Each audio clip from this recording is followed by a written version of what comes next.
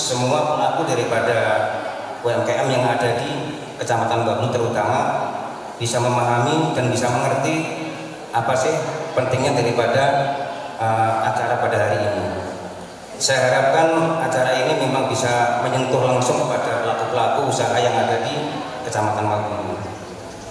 Yang namanya legalitas itu adalah merupakan sebenarnya syarat utama bagi orang usaha, legalitasnya kan, supaya kita tidak dianggap usaha yang usahakan usaha gelap atau apa.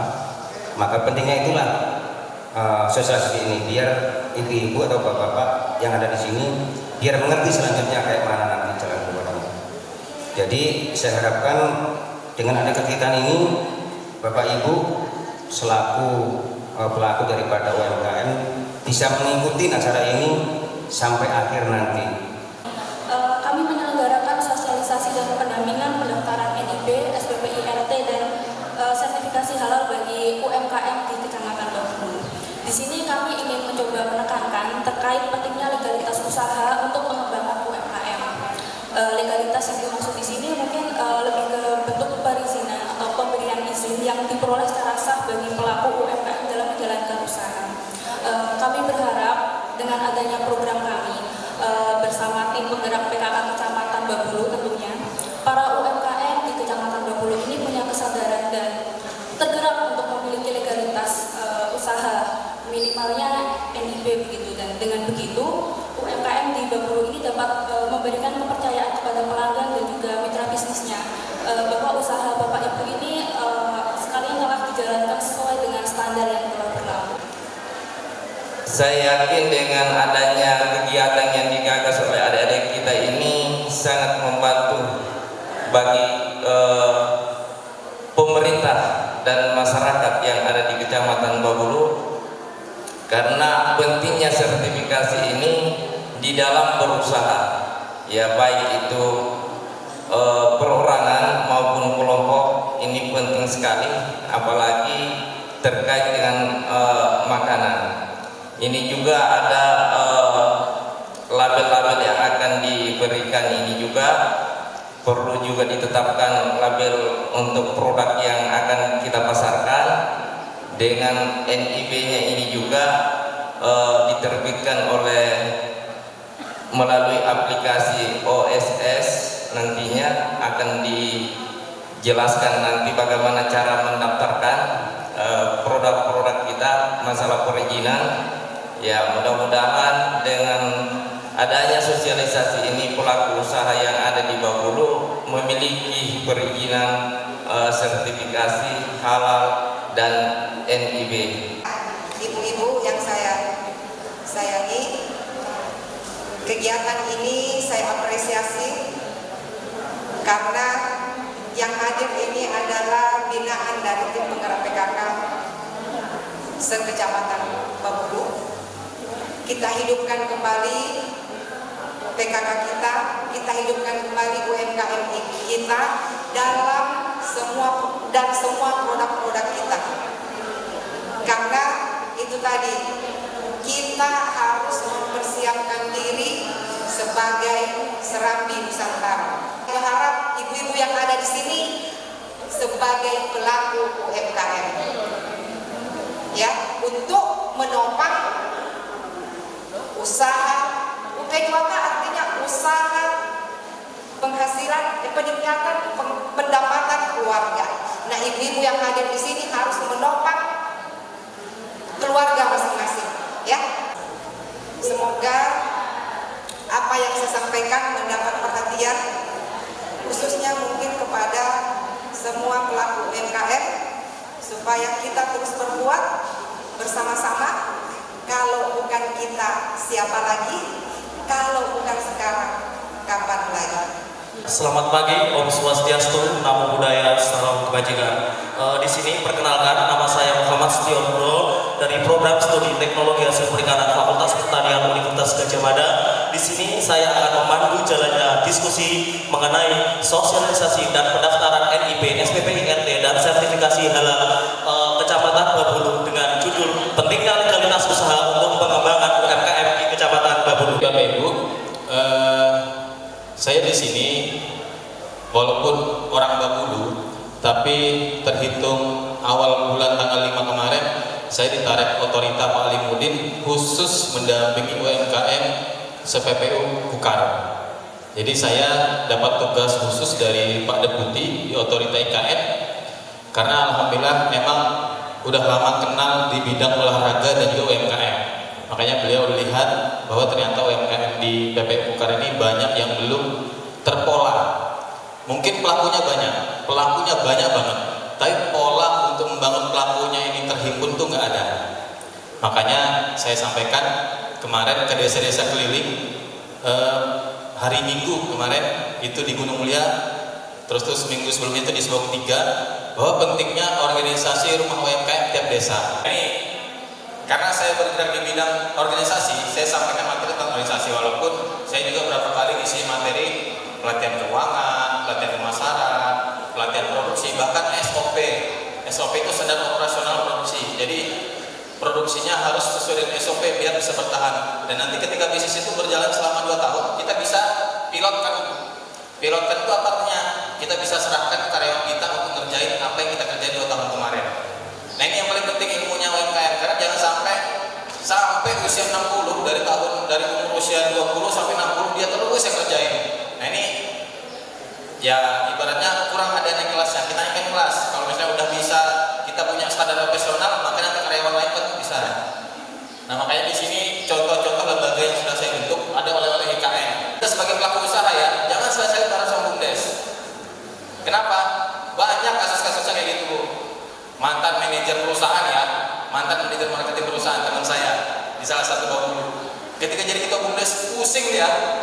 Kenapa? Peraturannya panjang. Makanya saya sampaikan di desa-desa, rumah UMKM ini dia tidak mikir masalah administrasi, tapi benar-benar fokus ke peningkatan usaha. Toh kalau BUMDes dia fokusnya banyak administrasi iya, laporan-laporan iya. Makanya ya saya merubah stigma ya ke kawan-kawan desa, jangan berharap sama BUMDes untuk membangun UMKM kalian, karena udah beda jalurnya. Tapi kalian harus mandiri buat rumah UMKM. Dan ini terbukti di Labangka Barat. Dan sekarang sudah mau menjalankan Gunung Mulia. Dan insya Allah Subang 3 juga Kadesnya siap kemarin ngomong. Yang penting buat proposalnya, buat lembaganya, tanda tangan Pak Kades mengetahui, ajuin. Yang penting ngajuin dulu Bu. Ngajuin dulu. Kalau realisasinya 2 tahun lagi nggak masalah, ikhlas saja. Jangan kita berharap ngajuin sekarang, besok harus realisasi, jangan, nggak boleh gitu. Karena mentalnya warga itu kita bangun sabar lah, apalagi pengusaha UMKM. Nah ini ya, untuk kelembagaan waktunya masih ada? 8 menit. Oke. Jadi banyaknya seperti itu ibu-ibu sekalian, bapak ibu sekalian. Kalau untuk kita bangun lembaga, di sini sudah ada mulai kayak babu laut. Alhamdulillah ya, dicek sendiri kan, ditulis sendiri Pak Kades. Silahkan teman-teman buat proposal, coba. Gara-gara kita bikin grup rumah UMKM babu laut, itu Pak Kades walaupun cuma memantau udah hampir 2 bulan ya. Mantau terus Pak Kades, tapi kemarin baru beberapa hari yang lalu langsung ngomong, kita diskusi kan, cepat sudah ajuin teman-teman UMKM babu laut, nanti kita coba di anggaran perubahan, coba ada peluang-peluang kan, Labangka Barat, terus itu babu darat nih, teman-teman banyak usulkan, siapa tahu nanti bisa kita bentuk Kades ya. Kita bentuk, nanti pokoknya orang yang tinggal di babu darat, artinya KTP dan kakaknya babu darat. Jadi dengan adanya lembaga ini kita bisa membangun silaturahim satu. Oh next aja kan. Nah ini kita bangun silaturahim antar pelaku usaha. Kenapa? Saya ada namanya tangan di atas Bu, waktu itu komunitas bisnis tangan di atas itu pelaku tambang, pelaku perumahan, pelaku kaplingan yang sudah senior kayak yang Geprek Express Samarinda, terus itu Soto Banjarnegara Bandar. Mereka mau berbagi kepada pengusaha-pengusaha yang baru belajar. Nah itu pentingnya sebuah lembaga. Makanya di sini ini kayak bebek empuk itu. Bebek empuk itu mau berbagi itu. Saya sudah berapa kali ngomong, Pak sampai harus berbagi loh ya. Aku udah bisa ngomong Mas depan. Yang penting sampai cerita aja. Ya wes sampai aja ngatur aja. Itu mau berbagi, cuman kan saya takutnya momennya ini nggak pas gitu. Nah alhamdulillah nih, walaupun singkat ya 1 hari ini, tapi luar biasa teman-teman KKN UGM sudah memfasilitasi, mengumpulkan. Semoga nanti usaha teman-teman sudah punya izin semua. Tepuk tangan dong buat teman-teman UGM. Kita doakan mereka pulangnya menjadi orang-orang pemimpin yang hebat ke depannya. Dan kalau ada kelompok Bu, perilakunya berubah. Kenapa? Karena kita saling memotivasi untuk meningkatkan omset. Sepakat nggak? Kayak kemarin di Sebangun 3 ada jengkol, keripik jengkol, terus tuh ada sale. Nah ini saya ingat salenya Pak Nur Sale kemarin dari Jawa, sale biasa tapi dikasih coklat Bu, serbuk coklat, dan itu laris dan juga enak. Kemarin Sebangun 3 saya tantang Ibu Sami ya namanya, Bu Sami, Bu bisa nggak dikasih serbuk coklat merek kakao atau merek yang apa agak branded lah, agak mahal gitu. Bisa Mas, dicoba beliau kemarin, baru saya coba hari Minggu, jos mantap, insya Allah jadi brand bagus untuk apa Sebangun Sari, Sumber Sari, Sebangun 3. Itu nanti kita buat brand. Kalau kemarin saya ngusulkan larva coklat atau larva sale Sumber Sari. Kalau kemarin kan cemilan mantan laba barat. Nanti terus tuh ada lagi keripik apa jengkol, terus jahe. Keripik jengkol saya kasih nama nanti buto hijau chips. Buto hijau chips. Kita buat yang viral-viral Bu. Kenapa? Kita ada yang terkini Bu. Kalau Ibu cek di penajam terkini Instagramnya itu hampir 250.000 atau 150.000 gitu followernya. Kita viralkan sebentar, pasti ada yang beli Bu. Mustahil nggak ada yang beli. Walaupun cuma satu misalnya ya, pasti ada yang beli. Karena saya berapa kali festival, kalau Ibu cek, festival itu kalau kita promosi di sana minimal yang nonton tuh 20 sampai 30.000 Bu. Sampai 50.000 sih belum, tapi minimal 20.000 Bu. Bayangin 20.000 orang nonton di penajam terkini, masa satu orang nggak ada yang beli? Nah mungkin kan minimal ada kontak kita di situ, nanti kita dihubungi. Nah makanya untuk pemasaran ya Ibu kuatin di kemasan, perizinan dan juga produknya Bu. Kayak tadi ada dari Ibu Rintik, PY. Kemarin ada yang pelatihan PY kepiting nggak di sini? Dia PY biasa, cuman gara-gara tambah kepiting, jadi PY kepiting dan dikemas Bu. Itu menjadi viral. PY kepiting, buatnya sama. Yakin saya buatnya sama, cuma ditambah bahan. Terus kemarin cimi-cimi. Ada, yang mohon maaf ini saya cerita juga, ada kami punya pemasaran 3 provinsi Bu. Kaltim, Kalsel, Kalteng. Bang Jamal mungkin Bapak Bulot kenal ya. Bang Jamal sekarang tinggal di Grogol. Beliau memasarkan itu bisa bawa sampai 6.000, 7.000 produk bungkus, 6.000 sampai 7.000 bungkus. Dan saat ini yang beliau bawa baru cuma 2.300-an. Opak Gambir dari Giri Mukti, terus Sale dari Silkar, itu mereka sampai 1.000 bungkus pun itu Bu. Tapi ada satu teman kita di warung, ini mohon maaf saya buka pada orang warung, cimi-cimi. Dan cimi-ciminya biasa, dan plastik bening biasa. 300 dia titip, yang laku cuma 20-an. Kenapa? Karena mohon maaf ya, cimi-cimi hampir semua desa kan bisa buat. Nah buatlah yang unik, cimi-cimi kepiting. Gak apa-apa cimi-cimi kepiting, terus kasih kemasan. Dan yakinkan produk kita itu tahan minimal 2 bulan. Ini kok jadi materi pemasaran. Jadi harusnya tentang lembaga Bu. Jadi tentang lembaga lu fokus ya. Berpikiran terbuka. Kenapa? Karena kesalahan kita para UMKM desa ini, ya kayak yang saya salut di Bambu Laut. Kemarin saya kumpul di sana, kebetulan ada Mas moderator juga tugas di sana, luar biasa kumpul semua Bu, amplang-amplang. Sampai kita pikirin, mungkin nggak ya amplang ini kita bisa buat 1 bungkus isinya 9 rasa gitu. Bayangin nggak Bu? 1 bungkus isi 9 rasa. Kalau saya pribadi itu aneh, unik. Kenapa nggak dicoba gitu? Kalau saya pribadi, makanya kemarin saya sampaikan ke ada Pak Ulan, terus itu siapa? Coba yuk kita setting amplang 1 juta rasa kah, amplang Nusantara kah, amplang meledak kah. Tapi yakin saya itu bisa menjual lah. Kenapa? Menyatukan semua rasa amplang, 9 rasa, bahkan di Gunung Mulia ada sendiri. Nggak tahu ya Pak Berat, kayaknya ada di dekat Ofamat ya, amplang juga. Nah digabungkan misalnya 11 rasa, bayangin dalam 1 produk jadi 11 rasa. Nah artinya kan ini berpikiran terbuka bahwa ternyata kita buat kelompok bareng-bareng, kita kumpul lah cari solusi. Apalagi kita bawa nama desa. Jadi saya sampaikan ini, berkali-kali saya banyak nemuin, gak usah masukin desa, kita nggak ada kontribusi. Bu, ini bukan bicara jangka pendek, kita bicara jangka panjang. Ketika kita masukkan misalnya simple ya, keripik jengkol, apa tuh, keripik buto hijau Sumber Sari. Ketika mereka ada tamu, kira-kira beli produk kita nggak? Kemungkinan beli. Kenapa? Ada Sumber Sarinya. Dan orang desa pun kita minta. Ya, jangan juga kita anti desa, nggak boleh Bu ya. Banyak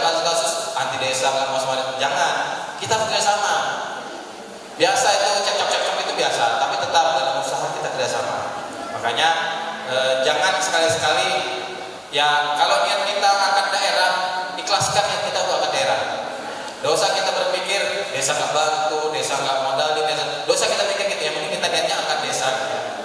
Makanya jangan ragu-ragu ya kayak Sumbersari, Tabak Utara, Pulau dan segala macamnya. Orientasi pada tindakan lembaga ini kita fokusnya pada action Bu. Kayak sekarang, alhamdulillah dari KKN UGM udah mau bisa. Dari KKN UGM langsung mengactionkan persiapan izin. Dan insya Allah nanti di tanggal 26 besok di Otorita di Bukit Raya itu buka toko oleh-oleh. Desa Bukit Raya dekat setelah Bumi Harapan. Dan itu kita boleh nitip sana semua. Yang penting produknya tahan minimal sebulan Bu. Dan yang pasti enggak stagnan Bu. Jadi ketika kita usaha kita ternyata penjualannya lemah, ketika ada lembaga gini, kita dengar yang satu, alhamdulillah Pak Nur Salim dapat pesanan 2000 bungkus. Semangat Bu kita dengar Bu. Mohon maaf, terima kasih banyak kepada moderator dan juga teman-teman sekalian yang sudah hadir pada malam pada siang hari ini. Assalamualaikum warahmatullahi wabarakatuh. Jadi saya memperkenalkan diri lagi, nama saya Nurul. Saya dari DPM PTSP Kabupaten Penajam Pasar Utara. Di sini saya ditugaskan untuk memberikan materi mengenai nomor induk berusaha. Jadi di sini saya mau nanya nih sama bapak-bapak, ibu-ibu yang pengusaha atau calon pengusaha boleh. Siapa yang sudah punya NIB? Bisa diangkat tangannya. Sudah punya. Yang belum punya NIB sama sekali ya. Jangan nanti misalnya saya tanya ini sudah punya belum, begitu saya daftarkan nanti kami daftarkan nomor teleponnya sudah udah dipakai sama tetangganya, sama adiknya. Nah, jadi pastikan kalau memang belum punya NIB nanti daftar didampingi dengan teman-teman KKN ya nanti ya. Baik, saya mulai slide-nya kalau begitu ya. Nah, di sini. Jadi OSS RBA ini berdasarkan resiko. Resikonya ada yang resiko rendah, menengah tinggi dan tinggi. Jadi untuk UMKM ini kebanyakan adalah resiko rendah. Jadi di situ yang diperlukan hanya data diri Bapak dan Ibu pengusaha. Jadi bisa perorangan atau berbadan hukum. Pilihannya bisa dua. Pakai nomor perorangan atau berbadan hukum. Untuk yang resiko menengah rendah itu butuh NIB dengan sertifikat standar dengan pernyataan mandiri. Kalau menengah tinggi butuh sertifikat standar, butuh NIB sertifikat standar. Sertifikat standarnya bukan pernyataan mandiri, tetapi berupa verifikasi dari OPD teknis. Untuk yang resiko tinggi ini memerlukan sertifikat standar, NIB sertifikat standar sebagai rekomendasi ya kalau dulu ya. Kalau sekarang tidak, tapi dia pernyataan teknis dari OPD teknis. Nah, nanti keluarnya terbitnya izin. Jadi kalau untuk UMKM di sini nanti yang izinnya itu berupa NIB saja ya, tidak perlu yang lain-lain. Nah, di sini dulu OSS ini di input harus pakai komputer, sekarang tidak. Sekarang yang belum install, ini sambil boleh diinstal OSS Indonesia, buka Play Store-nya. Yang untuk Android bisa langsung diinstal OSS Indonesia, di situ ada. Nanti kita input pakai aplikasi tersebut. Oke, berikutnya.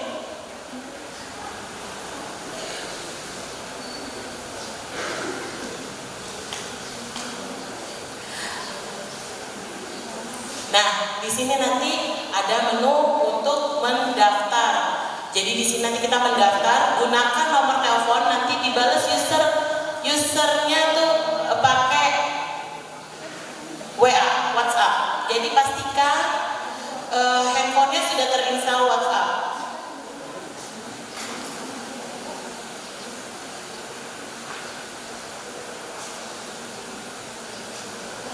Nah ini, hafal ya nomor teleponnya ya bapak-bapak, ibu-ibu? Hafal ya? Ya, nanti kita masukkan di sini.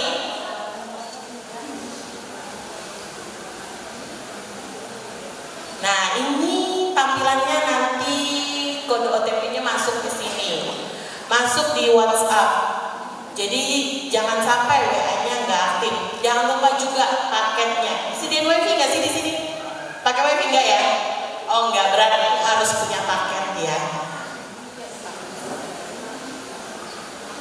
Nah nanti setelah dikirim WhatsApp dimasukkan kode yang tadi dikirim.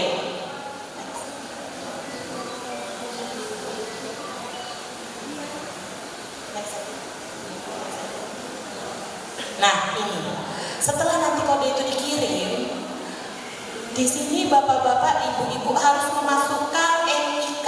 NIK itu nomor induk yang ada di KTP. Jadi pastikan KTP calon pengusaha dan pengusaha di sini adalah yang terkoneksi sudah dengan eKTP. Karena salah sedikit masukkan alamat, aplikasi OSS tidak menerima. OSS ini sudah terkoneksi dengan eKTP, jadi mesti nanti alamatnya harus sama persis. Jangan, nggak boleh misalnya, oh di KTP cuma nama desanya aja, tapi rumah saya depannya ada jalannya, saya kasih nih ceritanya namanya jalan, nggak bisa. Jadi sesuai dengan KTP.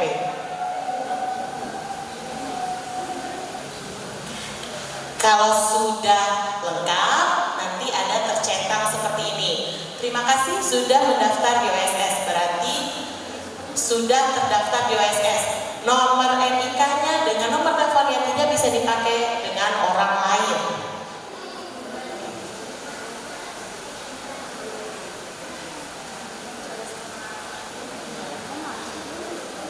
Nah, ini nanti masuk sudah ini keluar dari OSS, masuk login, di situ masuk dengan nomor telepon dan user tadi ada kita input. Jadi kita passwordnya bikin sendiri, jangan sampai lupa. Nanti kalau bikin di screenshot ya Bu, Pak, di screenshot jadi nggak lupa, ditandain log itu favorit berarti di gambarnya ya.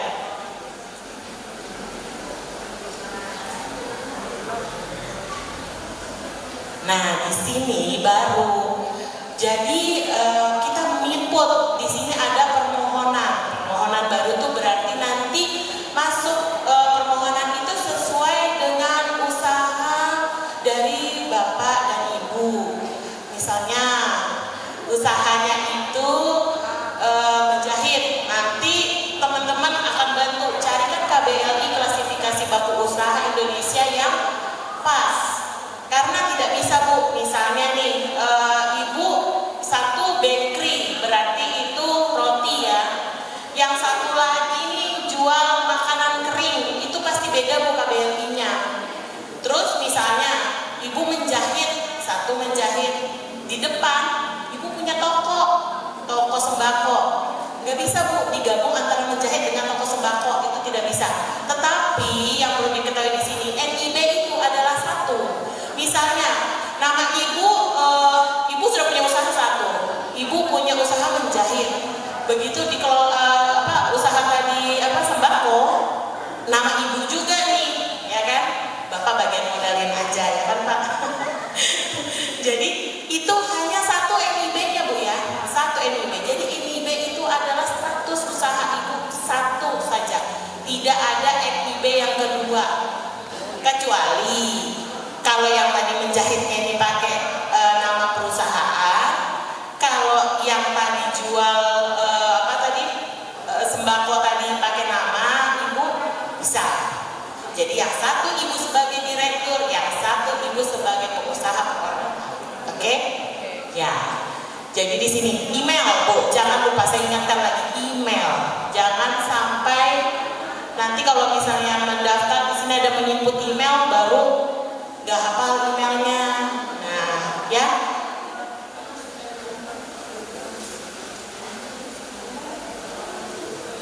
Nah, ini tadi Bu, yang dimaksud KBLI.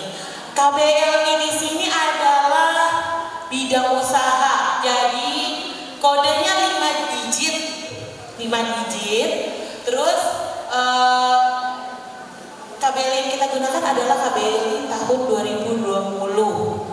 Klasifikasi baku lapangan usaha Indonesia merupakan panduan penentuan jenis kegiatan usaha yang disusun oleh Badan Pusat Statistik.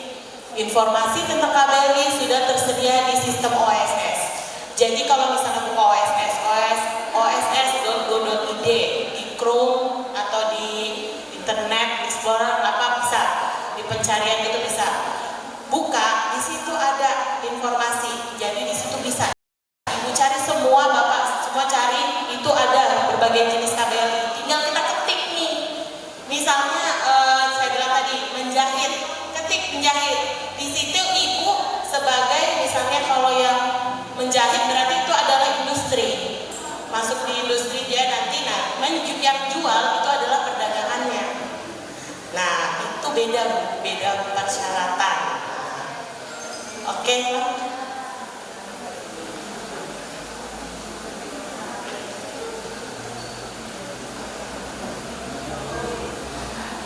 nah ini luas usahanya nanti pas nginput jangan lupa kira-kira nih tokonya Ibu berapa, Bapak Ibu tempat usahanya berapa, kira-kira jangan lupa ya nanti kita input di sini.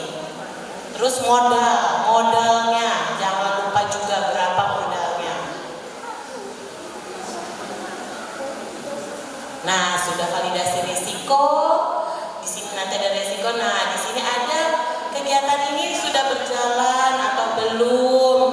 Nama usaha jangan lupa warung Ibu Cici. Berarti usahanya kayaknya ini warung makan atau toko sembako. Nah, ini nanti jangan lupa dimasukkan ya Bu ya. Jumlah tenaga kerjanya berapa? Kalau sendiri ya satu aja harus ada, karena nggak mungkin pekerjaan itu tidak ada tenaga kerjanya.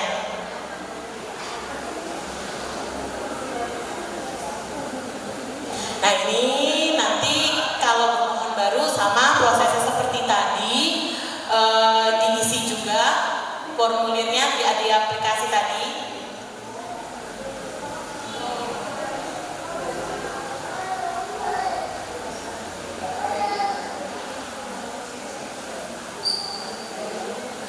Jadi harus tahu berapa kapasitas per tahun. Nanti diminta diinput di sini. Kapasitas per tahun.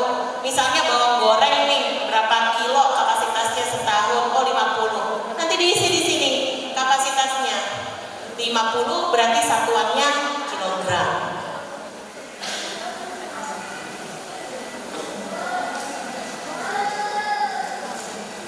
Nah, di sini memang ada pernyataan mandiri untuk NIB yang tadi KBL-nya dipilih.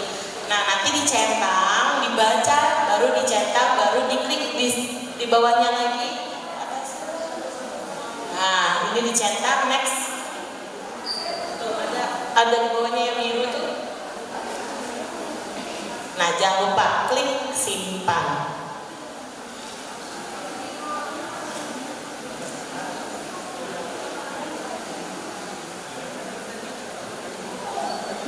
Kalau ingin menambah KBLI lagi, tadi saya bilang tadi, yang misalnya satu toko sembako, yang satunya Ibu menjahit. Jadi bisa ya Bu ya ditambah lagi. Jadi tidak perlu NIB-nya ada 2, karena nanti misalnya perseorangan. Jadi ya punya Ibu semua isinya di situ.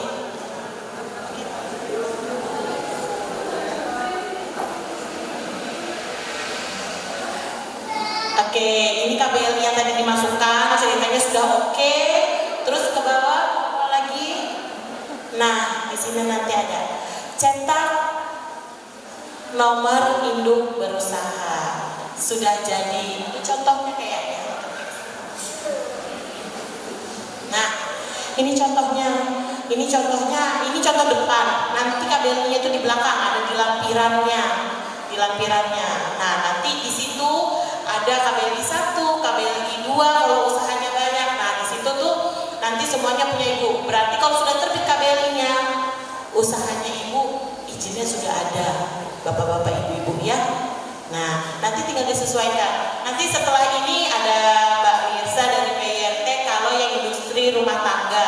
Yang penting nanti sudah daftar NIB-nya.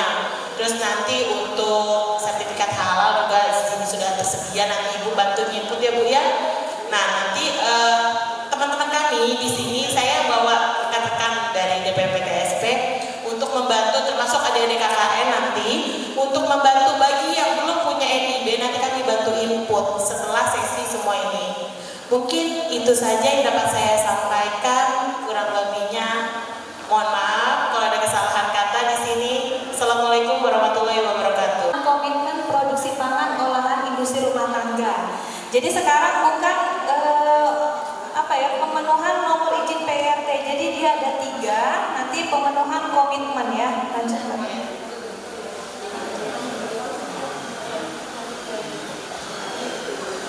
Produk apa saja yang diperbolehkan untuk mendapatkan nomor izin PRT? Yaitu di sini pangan olahan terkemas. Ya. Semua produk Ibu sudah berkemas? Sudah ya? Ada yang tidak punya kemasan? Ada yang tidak punya label? Ya.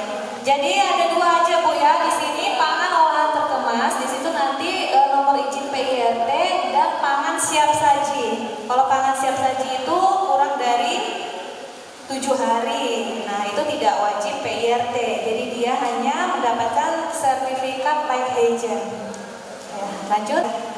Apa saja sih produk industri rumah tangga pangan itu? Jadi kita harus tahu dulu ya apa yang dimaksud dengan industri rumah tangga pangan. Jadi industri rumah tangga pangan itu adalah perusahaan pangan yang memiliki tempat usaha di tempat tinggal dengan peralatan pengolahan pangan manual hingga semi otomatis.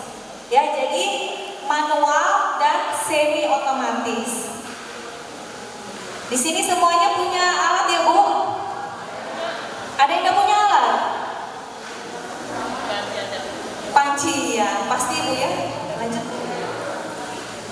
Nah, ini sarana yang tidak termasuk IRTP, ya, bisa dilihat beroperasi bukan di rumah tinggal, beroperasi dia berada di mall, itu bukan industri rumah tangga ya, dan menggunakan peralatan otomatis. Ini tidak masuk dalam kategori PIRT. Lanjut. Apa aja yang bisa didaftarkan untuk mendapatkan nomor PIRT, yaitu sesuai dengan kelompok jenis pangan yang diatur di dalam Badan POM nomor 22 tahun 2018, produk pangan olahan kering dengan masa simpan lebih dari 7 hari di suhu ruang, pangan terkemas dan berlabel dan merupakan pangan produksi dalam negeri, artinya bukan diimpor dan tidak boleh mencantumkan klaim. Klaim ini yang dimaksud adalah klaim gizi, klaim kesehatan, seperti itu ya. Ya, lanjut. Ini ibu-ibu bisa dilihat, kelihatan enggak? Kelihatan ya. Kelompok pangan yang diperbolehkan untuk mendapatkan nomor izin PIRT. Ya, saya sebutkan aja contohnya seperti abon sapi, keripik ikan, abon ayam, keripik dari sayur-sayuran ya, bisa keripik bayam, keripik jamur, snack makanan ringan, bahkan bisa berupa sirup dan juga serbuk minuman jahe serta kacang-kacangan. Ya, jadi yang di depan ini yang diperbolehkan untuk mendapatkan nomor izin PIRT. Kalau tidak ada di dalam daftar ini, berarti ibu harus sudah bisa memilah produk saya tidak usah atau tidak perlu untuk didaftarkan ke OSS untuk mendapatkan nomor izin PIRT ya. Seperti itu ibu-ibu. Lanjut. Nah, apa saja yang tidak boleh untuk mendapatkan nomor izin PIRT? Bisa dilihat ya ibu. Lanjutkan. Salah satunya salah banyaknya ya. Di sini bisa berupa nugget, bakso, sosis dan minuman cair. Ya, jadi produk ini tidak diizinkan untuk diproduksi di industri rumah tangga pangan kecuali dalam bentuk siap saji atau segera dikonsumsi atau tidak disimpan dalam lemari pembeku atau pendingin. Ya, sampai di sini jelas Bu? Jelas ya? Lanjut. Nah, ini kemasan. Jadi ibu-ibu selain mempunyai produk juga harus mempunyai kemasan. Ya? Ada yang nggak punya kemasan? Semua ada ya Bu? Nah, lanjut. Ya, lanjut Mbak. Kalau sudah paham ya Ibu, tadi produknya yang wajib untuk mendapatkan nomor PRT apa saja. Nah, kita bagaimana cara untuk mendaftarkan produk kita ke dalam OSS. Tadi Ibu Nurul sudah sampaikan bagaimana untuk mendapatkan sampai ke NIB-nya ya Ibu. Nah, sekarang Ibu selain NIB, Ibu harus mendaftarkan OSS-nya itu untuk mendapatkan sertifikat pemenuhan komitmen dan akun SPP IRT. Ya, alur penerbitan SPP IRT pada OSS. Bisa kebaca Bu? Ya, di sini pemohon SPP IRT login ke sistem OSS atau bisa Ibu Nurul, kebetulan di sini difasilitasi ya, jadi nanti bisa dibantu untuk prosesnya. Input kelengkapan data di OSS untuk mendapatkan NIB, membuat permohonan UU untuk SPP IRT, kemudian klik link pemenuhan komitmen di OSS hingga akan diarahkan ke aplikasi SPP IRT untuk pengajuan produk baru. Pemohon tidak perlu login di aplikasi SPP IRT apabila data NIB-nya sudah tersimpan di aplikasi SPP IRT. Pemohon dengan data NIB belum pernah terdaftar dalam aplikasi wajib melengkapi datanya di SPP IRT. Pemohon menginput data produk, mengunggah rancangan label dan pernyataan komitmen, dan permohonan SPP IRT secara otomatis akan divalidasi oleh sistem dan nomor PRT akan tergenerate secara otomatis dari data yang diinput oleh pelaku usaha dan penerbitan SPP IRT dalam 1 hari. Ya, saya bacakan sekilas untuk alurnya. Jadi di sini Bu, ibu-ibu dengan mendaftarkan produk yang melalui aplikasi OSS ini dipermudah sebenarnya. Jadi ibu-ibu sudah mendapatkan nomor izin PRT-nya lebih dahulu. Kalau dibandingkan dengan yang sebelumnya, kan kita penyuluhan dulu ya Bu ya, penyuluhan keamanan pangan yang diadakan oleh baik Dinas Kesehatan maupun dari lembaga mana saja. Yang penting lulus dan mendapatkan sertifikat. Nah, sertifikat penyuluhan keamanan pangan itu merupakan salah satu syarat di dalam pemenuhan komitmen ini Bu. Pemenuhan komitmen ya, pemenuhan standar komitmen. Apabila Ibu lulus, di situ kan biasanya kalau Ibu yang pernah ikut penyuluhan, biasanya sebelum pelatihan itu kita adakan pretest dulu kan Bu ya. Nah, pretestnya tuh ada nggak yang dapat 50? Ada. Ada nggak yang nggak lulus? Lulus semua, kita luluskan kan Bu? Ya, jadi dilihat nanti hasil post-testnya. Jadi ada pretest dan ada post-test. Nah, tapi kami ambil nilai post-testnya ya, bukan nilai pretestnya. Post-test dengan nilai minimal 60. Ya, kita bantu ibu-ibu walaupun kadang ada yang tidak lulus, tapi kita pertimbangkan bahwasannya sebenarnya bisa mungkin pada saat pelatihan itu ada sibuk gitu ya, belum masak untuk suami, belum masakin untuk anak, jadi pikirannya tuh terpecah-pecah ya. Sebenarnya tidak ada alasan bahwasannya nilainya itu kurang dari 60. Semua harus lulus dengan standar minimal 60 ya. Nah, untuk pemenuhan komitmen yang kedua itu harus mempunyai label. Nah, ibu-ibu tadi saya tanya, apa ibu-ibu sudah punya label semua? Sudah. Kalau yang sudah punya produk tapi belum punya label ada? Ada. Nah, itu nanti harus sudah dirancang Bu labelnya ya. Jadi labelnya itu ada syaratnya. Jadi dia harus mempunyai nama produk ya. Terus apa lagi Mbak? Komposisi.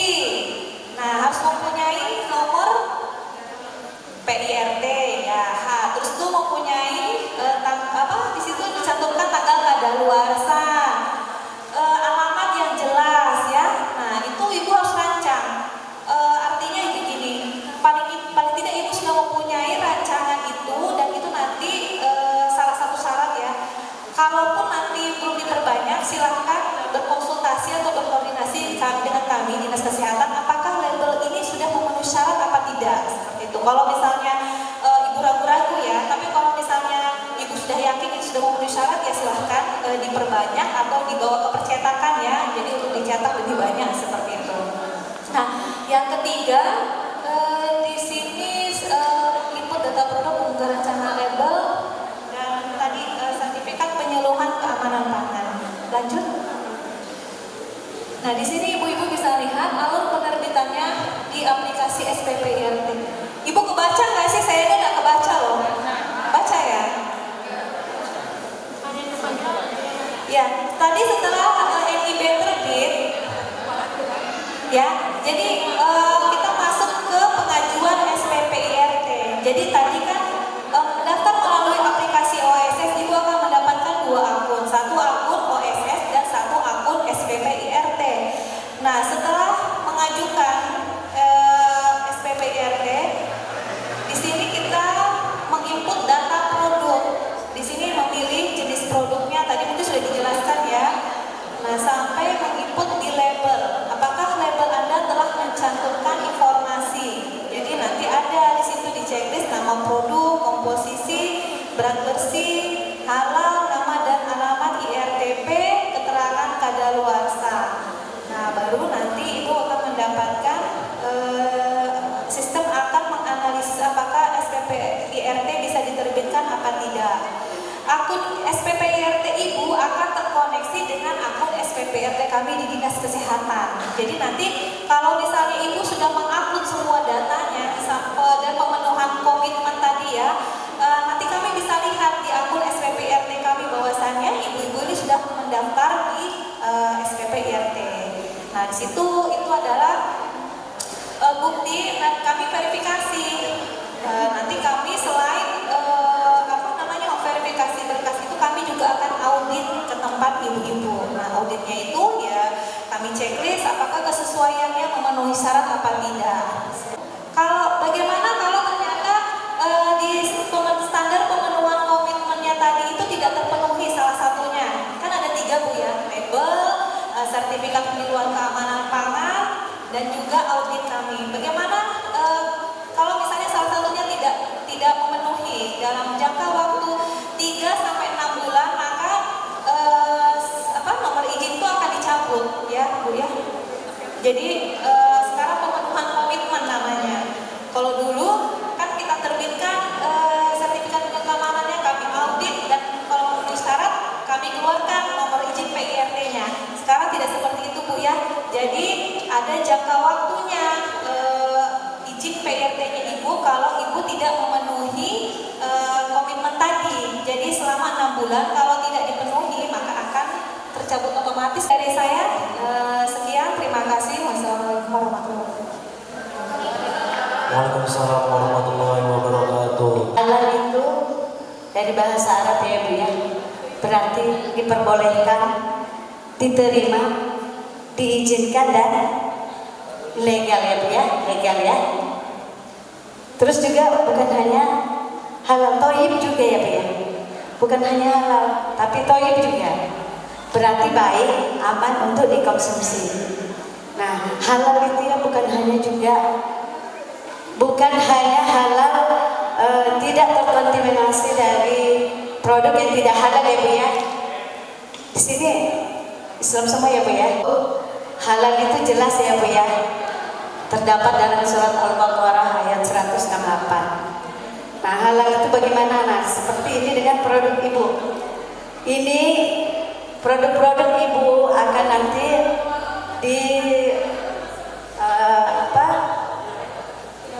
akan didaftarkan ke produk halal ya Bu ya.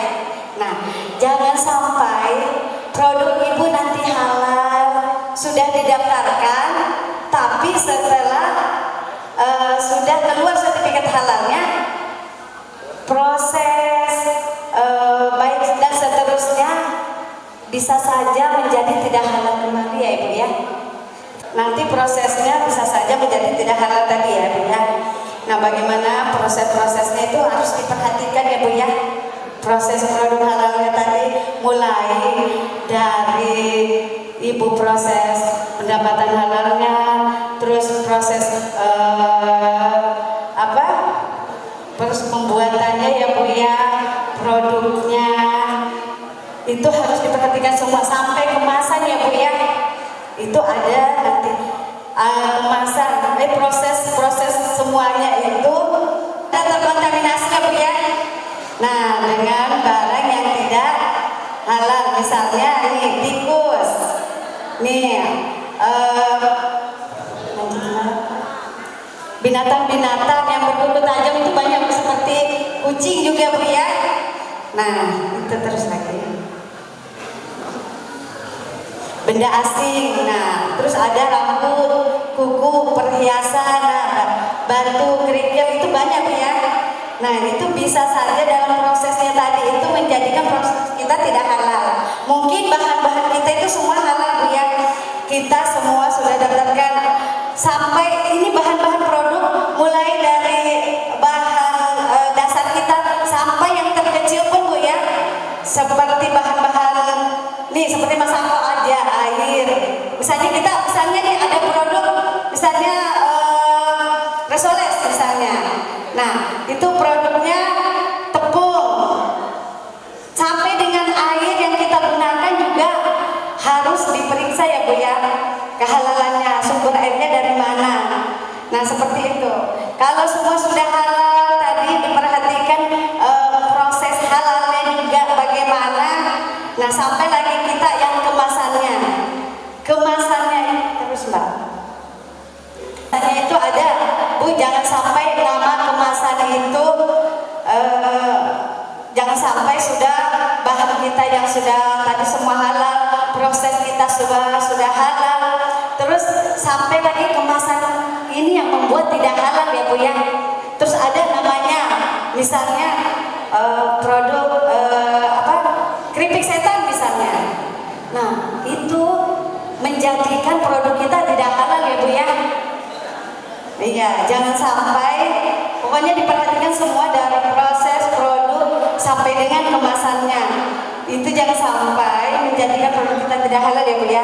Di sini juga kalau produk-produk halal yang semua yang termasuk itu terkoneksi ya Bu ya. Yang akan Ibu halalkan itu PIRT yang tadi OSS, PIRT sampai dengan ini halal itu terkoneksi ya Bu ya. NIB itu terkoneksi semua ya Bu ya. Jadi kalau Ibu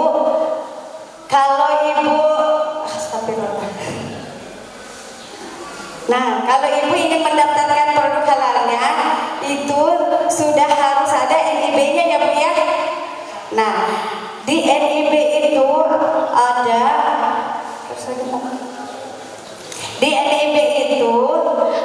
ada di situ yang KBLI ya Bu ya. KBLI-nya ya Bu ya. Halo? Ya. Nah, dipastikan itu Bu, kadang ada KBLI-nya tidak sesuai, pas dihalal tidak masuk Bu ya. Tidak sesuai. Misalnya seperti tadi dijelaskan tadi yang produknya tadi kacang-kacangan misalnya. Nah, Ibu gue nanti langsung muncul di halal tadi itu tidak sesuai dengan KBLI tadi. Nah, nanti kita rubah lagi KBLI-nya. Jadi betul-betul dipastikan sebelum proses pendaftaran halal betul-betul dilihat produknya seperti tadi yang dikatakan Bu ya. Nah, terus Bu ya, yang produk turunan untuk sementara ini di sini ada nggak Bu ya yang di Babulus ini pusat pemotongan Bu? Tidak ada ya. Nah, terus ada yang produknya misalnya basah, risoles atau apa yang ada isinya ayam atau gimana? Ada ya. Nah, untuk sementara ini kalau untuk proses produk halal yang turunannya seperti dari penyembelihan ayam dan turunannya, pokoknya seperti kami belum ada karena belum ada tempat bersertifikat halal Bu ya. Nah, itu harus ada tempat pemotongan halal. Kecuali kalau yang lain keripik atau yang lain itu tidak ada proses penyembelihan ya Bu ya. Nah, di sini harus ada. Jadi kalau mau dihalalkan yang itu juga harus ada dari proses dari tempat pemotongan yang bersertifikat halal. Oke. Terus Bu, ada